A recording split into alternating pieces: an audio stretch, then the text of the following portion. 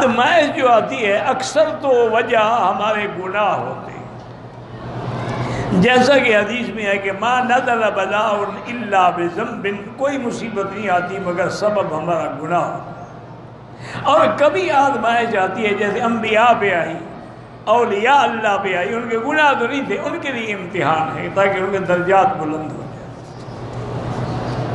یاد رکھیں کہ اگر کبھی انسان پہ تکلیف آئے یہ بھی امتحان ہے، اور کبھی اللہ آپ کو صحت دے، عافیت دے، طاقت دے، دولت دے، مال دے، یہ بھی امتحان ہے۔ اسی لیے ایک دن سیدنا امیر المؤمنین سیدنا عمر رضی اللہ تعالی عنہ بیٹھے تھے صحابہ میں، فرمانے لگے کہ ابتلینا بالضراء فصبرنا ثم ابتلینا بالسراء فلم نصبر۔ فرمایا پہلے ہمارا امتحان ہوا تھا کہ بھوک تھی، شدت تھی، قحط تھی، کھانے کو کچھ نہیں تھا، مکے والے رہنے نہیں دیتے تھے، صرف کھجوروں پہ گزارا ہوتا تھا، وہ بھی امتحان تھا، لیکن اس میں تو ہم کامیاب ہو گئے۔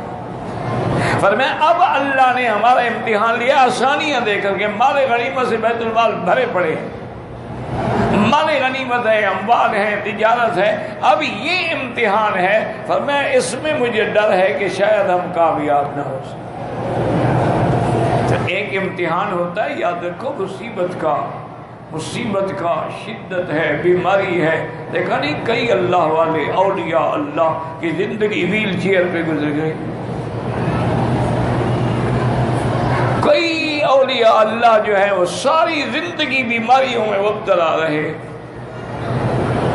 بڑے بڑے اولیاء اللہ، چھوٹے نہیں، بڑے اولیاء اللہ، اور اتنی ان کی عبادت تھی۔ ہم نے جو دیکھا ہے نا جی، بڑے تو خیر بہت بڑے ہوں گے نا، حضرت قاری فتح محمد صاحب تھے رحمت اللہ علیہ،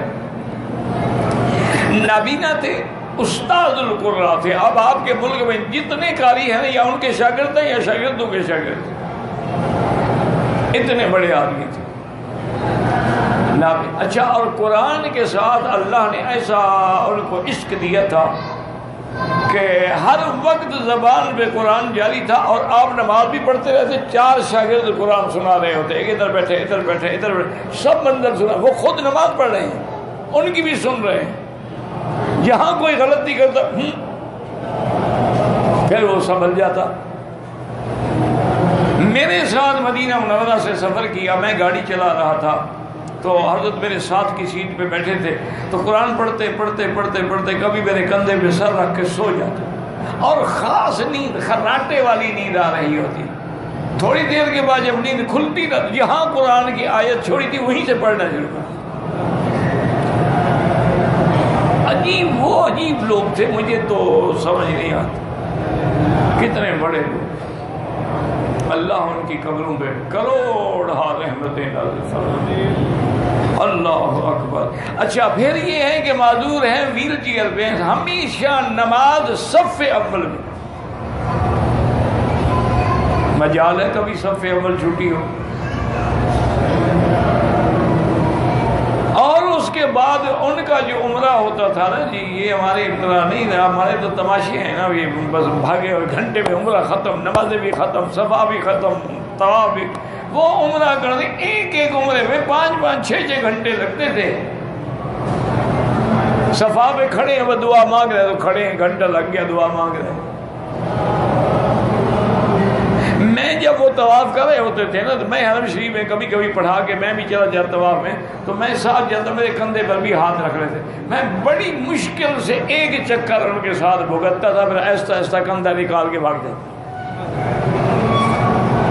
بس آہستہ آہستہ چل رہے۔